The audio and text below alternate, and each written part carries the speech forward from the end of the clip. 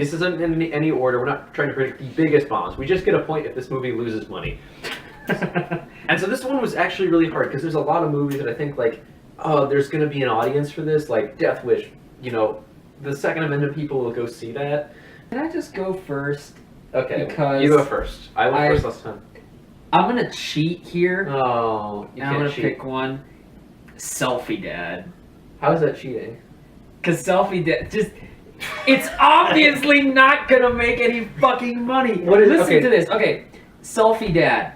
A struggling father starts his own how-to YouTube channel, and it's directed by the guy that did Grace Unplugged.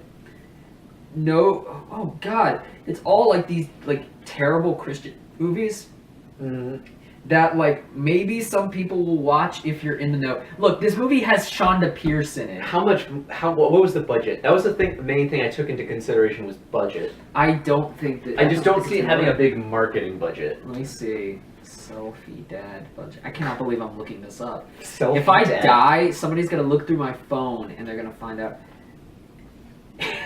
Oh my God. What? Hang on. Selfie Dad movie on Oh Facebook. my God. Of course it has a Facebook. It has a Facebook. How many likes does it have? 5-star movie that hasn't been reviewed yet. 8 people like this. 10 people follow this. I think that the Christians will go see that. Wow, fuck this guy. He's like, it's gotta be great. I'm in it. Is that your first pick? Is Selfie Dad? Yeah, because All right. let's be fucking real. You have a random pick. Look, I needed to explain just the fact that this movie fucking exists. Okay, so the first one that I wrote down. Now I think if there's anyone that we might have in common, I think this will be it because you just found out this movie existed. Robin Hood with Taron Egerton. Like, look at this. Oh. Wait, is it modern day? No. That is modern day. Is it? No, it's not. Yeah, that is. Look at him. He's got a bow. They all have bows. Oh shit. No, stop. Go back. Go back. Jamie Dornan. What is that? But He looks like he's wearing an H&M scarf. This should prove that this is going to be on my list. Holy Honestly, shit. I might go see this movie, but I'm probably gonna go see that movie because too. I kind of love King Arthur. I love King Arthur. Like, but it's not gonna be anywhere near as fun as King and it's Arthur. like this looks like the Russell Crowe Robin Hood is just boring. This looks embarrassing, and I like embarrassing movies because I like Schadenfreude. It's gonna be like Seventh Son, where you saw trailers for that for 2 years straight, and they keep pushing it back and back. Yeah, no, this might actually. My only worry is that this movie's gonna get pushed back again. It's probably gonna get because it was pushed supposed to back come again. out like in April or something. Oh yeah, they're gonna push that son of a bitch back. Alita Battle Angel. I saw the trailer for this in front of Star Wars, and everybody's just like, "The fuck was that?" Like it's a movie looking for a very selective audience, and Robert Rodriguez just has not made a good movie in a long time. With the picks that I made outside of Selfie Dad, I picked movies that I tried to make movies that honestly gave me the wonder of like, is this gonna break even or is this gonna? Robin Hood has the potential to break even. There's no way that Alita Battle Angel. Oh my God. The weeboos are not that How much strong. money do you think this would cost to make? 150. 200. Fuck you! What's the next one on your list? I debated with this one the most, but I ultimately landed on the negative side because who honestly gives a shit about Ocean's 8? I see a female audience for that. Man. You know what? I thought so too, but I don't think the female audience for that movie is going to be strong enough. Sandra Bullock is a draw. I don't think it's going to be nearly as strong. If they keep the budget here's the low... thing. Ghostbusters made money, but it just cost so much to make. This movie, it probably didn't cost that much to make. I still don't see a lot of people going to see this. I've seen people excited for that movie. Who cares? I think there's a female audience. It just looks like a generic ass action movie. I just see that there's every summer there's a few female comedies that like explode, like Girls Trip. No, Girls Trip exploded because people thought it was genuinely great. But even something like Rough Night, which got not great reviews. Rough Night didn't break even. I think Rough Night got buried.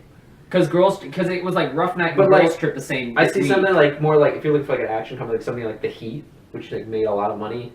Yeah, but that also had Melissa McCarthy and Paul Feig. Sandra Bullock's Sandra Bullock's not a draw. I think she is. People really like think Sandra so. Bullock. People like Sandra Bullock. And Kate Not nearly Blanchett as and much. Rihanna's in it. Rihanna's in Rihanna isn't. She's also in Valerian and the City of a Thousand Planets. Oh God. We were talking about this earlier. The Meg. The Meg. How much do you think it cost to make? 80. $150 million. Fuck you, really? I did my research on this. But here's the thing. Monster movies in China do really well. Jason Statham too. See, but like I was thinking about the monster movie angle, but then I did some research and I was looking at Jason Statham. He really hasn't had a lot of hits outside of the Furious movies, and he's not the draw in those. But again, there are movies that make it big in China that you would never expect, even with like stuff that doesn't make it really big. So I think just the idea of a giant shark and a guy trying to stop it, that's going to be enough to draw people in. Sharknado has proved that people still give a shit about those kind of movies. Yeah, but they have to pay for it. They have to go pay $12 to see The Meg. Dude, look at the Ebert principle. People don't want to go see good movies. They'll go see middle-of-the-road movies. They'll even go see nearing bad movies. These are the same people that'll make Fast and the Furious big. Also, think about that. Fast and the Furious was a massive hit in China, and the big part of that movie was Jason Statham. I don't think he's the draw, though, in those movies. Again, Jason Statham's in the movie. So, the people who saw the movie, like Jason Statham, they'll go see this dumb monster action movie. I think it's going to hit. I think it's got too big of a budget. They're probably going to spend a lot on marketing. I see it bombing. What is your next pick? My next pick was Sherlock Gnomes 2.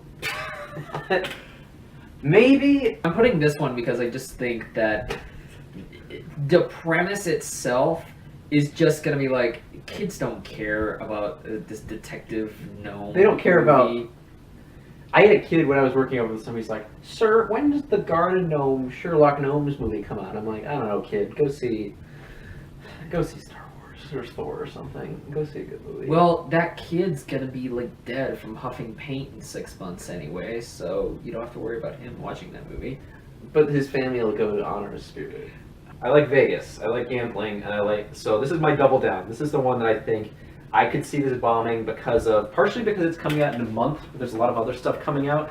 And also, it's like, it's one of those movies where it's like, there's a fan base for it, but beyond the fan base, and it's another one that's got a pretty big budget. Ready Player One. You think Ready Player One's gonna bomb? I do. Because it's another one that I'm like, just gouging from the audience reactions that I've seen trailers for. People are like, what? I mean, there's fans of the book who are excited for it. They don't have a budget listed, but it's probably cost around $200 million or so. You know what? I was debating this from one of my top hits of the year. I just think that there's it comes out in March, and people are going to be seeing Tomb Raider and Pacific Rim and Wrinkle in Time. You know what? I think Pacific Rim's gonna bomb. I think Wrinkle in Time doesn't have as much. Honestly, if there's any movie in March that I think is gonna carry the year, what I was saying is that once Black Panther ends, Ready Player One begins, just because 80s porn. The trailer, for somebody who isn't familiar with the premise or hasn't read the book, is confusing, and it doesn't have any stars in it. But it doesn't matter, because the star of the movie is not Taron Egerton.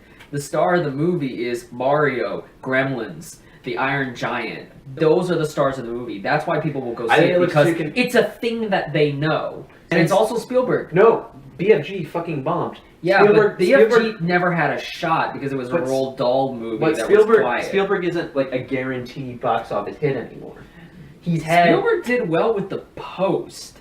Yeah, but that's like his art house thing. But again, Spielberg did well with The Post. This is an overtly dumb action movie right after everybody's sick of Black Panther. I think it's gonna do, if not a massive hit, it's gonna break even. I think it's gonna take the #1 spot. I don't see it doing well. I think that people are confused by it. I think that the visual style looks weird. It's just one that it's probably gonna get like in the middle mixed reviews. You also miss not just the fanboys. It's nostalgic men.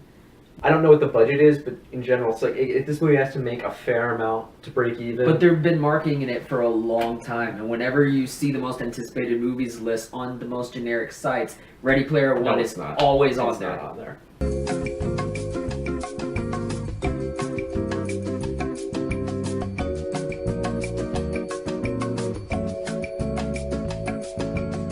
All right, what's next? Your fucking pick.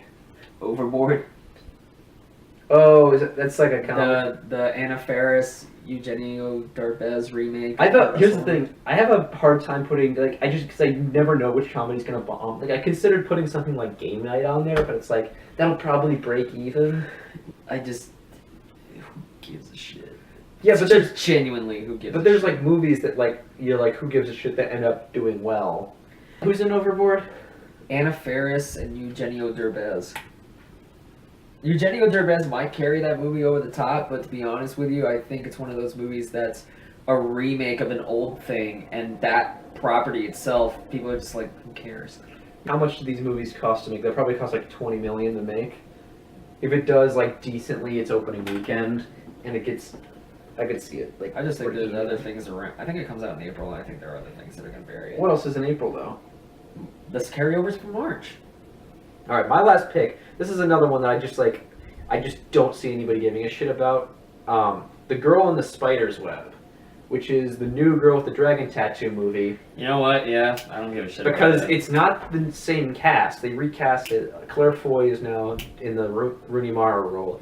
It's Fede Alvarez is directing. The first one came out like a little too long ago. It came out like 2011. Yeah. And people liked that movie, but That wasn't. Was it a big box office thing? I think it did okay. I mean, it was Fincher, but this one doesn't have Fincher, and it's like I think people who saw the first one and liked it, they're like, I would have rather seen a sequel with Rooney Mara and Daniel Craig. Just the premise itself might be enough. If it goes that sweet like late September slot, old folks will go see it just because it looks like an adult movie after all the bullshit they had to take their kids to. You think it's gonna get like a Girl on the Train effect or whatever? It might. All right, so my number one is a movie that was yours ranked, or you just this one is ranked. X-Men: Dark Phoenix. I debated putting that on there, but I think the comic book nerds will go see it. Apocalypse had the benefit of Days of Future Past. This one does not. What is it? What was Apocalypse's like the cinema store or whatever? Cinema score. I want to say it was still pretty high. I think people, like, just the audiences went and saw it.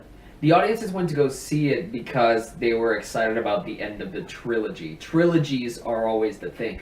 The fourth movie, though, that's a moment where you can either reboot or flip it. Fourth movies in superhero stuff don't do that well.